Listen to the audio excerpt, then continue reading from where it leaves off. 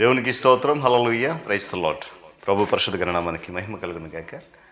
క్రీస్తునందు ప్రియులరా, దేవుడు తన మహాకృపను బట్టి మనకు నూతన ఉదయకాలంలో ఆశ్చర్యకరంగా మనలను సజీవులుగా నిలబెట్టాడు. నిజంగా అంత గొప్ప అద్భుతం.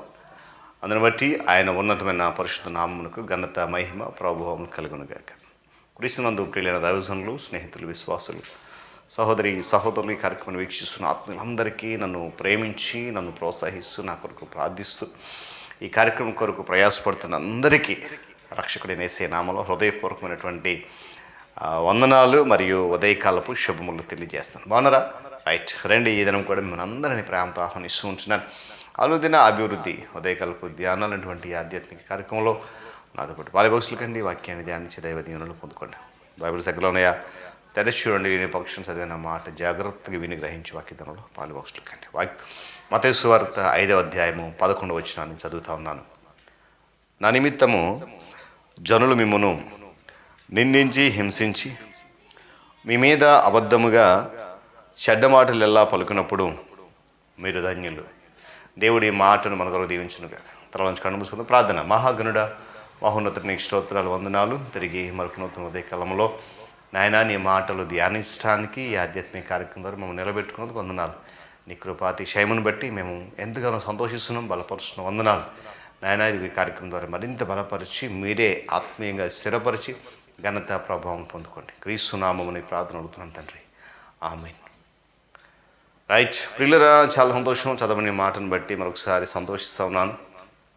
ఎందుకంటే యేసుక్రీస్తు ప్రభువారు కొండ మీద ప్రసంగం చేసిన తర్వాత ఈ ధన్యతల గురించి చెబుతూ ఈ ధన్యతలలో భాగంగా ఈ మాట చెప్పాడు ఆయన. దేవుని బిడ్డలుగా ఉన్న ప్రతి వారికి నిందలు వస్తాయి, హింసలు కలుగుతాయి. ప్రజలు అబద్ధాలు చెప్తారు, మేము బట్టి మీ మీద కొండేలు చెప్తారు, సాడీలు చెప్తారు, లేక చెడ్డమాటలు చెప్తారు. కానీ మీరు తండ్రి అన్నాడు. ఎంత గొప్ప ఆధిక్యత కదా. దేవుని స్తోత్రం చెప్పినారు. హల్లెలూయా. దేవుని పిల్లలుగా మనము చాలా విషయాల్లో ఆనందించాలనేది పరిశుద్ధ లేఖనమైనటువంటి బైబిల్ నందు చెబుతున్న మాట. అన్ని విషయాల్లో ప్రాముఖ్యమైన విషయాలు చాలా ఉన్నాయి. వాటిలో మనము నిశ్చింతగా ఆనందించవచ్చు అనే విషయాలు ప్రాముఖ్యంగా 3 విషయాలు ఈ భాగంలో ఉన్నాయి. ఎక్కువే ఉంటాయి, ఎక్కువే ఉండొచ్చు, కానీ ఇక్కడ మాత్రం 3 విషయాలు జ్ఞాపకం చేశాడు.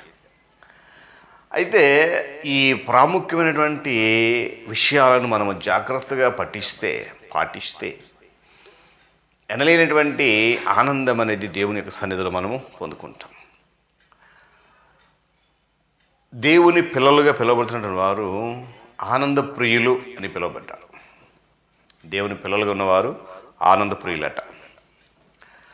ఆనందము వారి జీవిత కేంద్రమని, వారి జీవిత రహస్యము విశ్వాసుల యొక్క మృదు స్వభావమని, సుఖదుఖాలలో కష్ట నష్టాలలో ఆనందభరితులుగా ఉండాలని దేవుని యొక్క వాక్యం ప్రబోధిస్తూ ఉంది.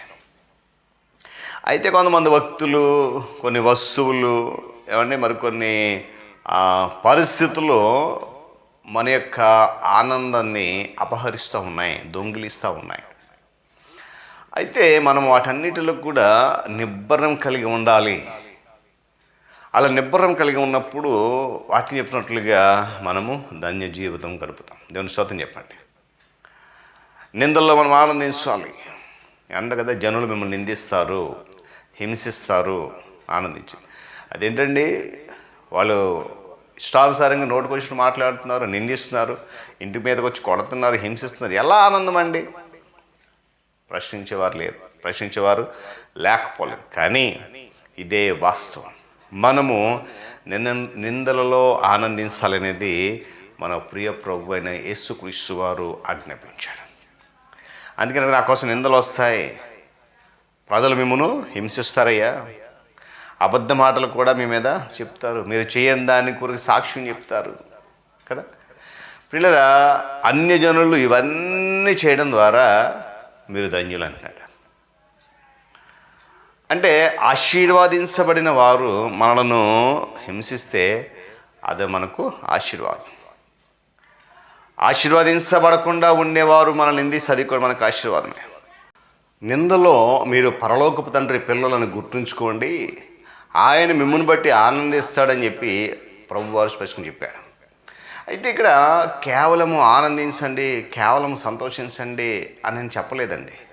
మరి ఏం చెప్పాడనంటే, శ్రమలు సంభవించినప్పుడు, కష్టాలు వచ్చినప్పుడు, జనులు మీ మీద అబద్ధాలు చెప్పినప్పుడు, వాళ్ళు మిమ్మల్ని హింసిస్తున్నప్పుడు కదా, ఒకటి కాదండి, సంతోషం విపరీతంగా, అంటే మనము వారు నిందించినప్పుడు, వారు కష్టపెట్టినప్పుడు, వారి ద్వారా మనకు శ్రమలు వచ్చినప్పుడు, లేక వారి ద్వారా ఇంకా రకరకాల విపత్కరమైనటువంటి పరిస్థితులు ఏర్పడినప్పుడు కృంగిపోయి కూర్చోవడం కంటే, నిరాశతో దిగులు పడుతూ మనల్ని మనమే నిందించుకుంటూ కూర్చోవడం కంటే, వారు నిందించింది నాకు ఆనందము, అది నా దేవుడు నన్ను ఆశీర్వాదకరంగా మారుస్తాడని చెప్పి నువ్వు విశ్వసించగలిగితే నువ్వు ధన్యుడవు, ధన్యురాలు. దేవుని స్తోత్రం కలుగును గాక.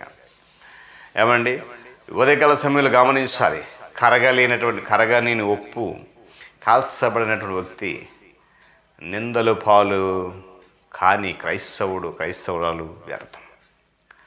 ఉప్పు నీటిలో వేస్తామండి, కరగకపోతే ఏం చేస్తాం? బయట పారేస్తాం. క్యాండిల్ వెలిగిస్తాం, అది కరగకపోతే. అలాగే నిందలు పాలు కాని క్రైస్తవుడు, హింసలకు ఇష్టపడిన క్రైస్తవుడు, శ్రమలు అనుభవించడానికి ఇష్టపడిన క్రైస్తవుడు లేక క్రైస్తవులు వ్యర్థము అని వాక్యం జ్ఞాపకం చేస్తుంది. ఇక్కడ శ్రమల యందు మనం అతిశయపడాలి. దేవుని స్తోత్రం చెప్పండి గట్టిగా. నిందలు వచ్చినా, హింసలు వచ్చినా, అబద్ధపు చెడ్డ మాటలు మన గురించి పలకబడినా కూడా మనం ఏం చేయాలంటే అతిశయపడాలి. చూడండి, శ్రమల యందు ఆనందించాలి అనే అర్థం కూడా ఉంది.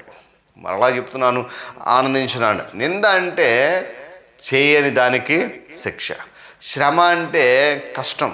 మన ప్రియ ప్రభు పిల్లరా, ఆయన కోసం ఎవరైనా మనను నిందిస్తే, ఎవరైనా మనల్ని శ్రమ పడితే అది మనకు ఆశీర్వాదంగా భావించాలి. గట్టిగా స్తోత్రం చెప్పండి. మీరు అనొచ్చు, పాస్టర్ గారండి మీరు సావుకులు కదండి, ఎన్నైనా చెప్తారు, ఎలాగైనా చెప్తారు, మీలా మేము ఉండలేమండి కదా.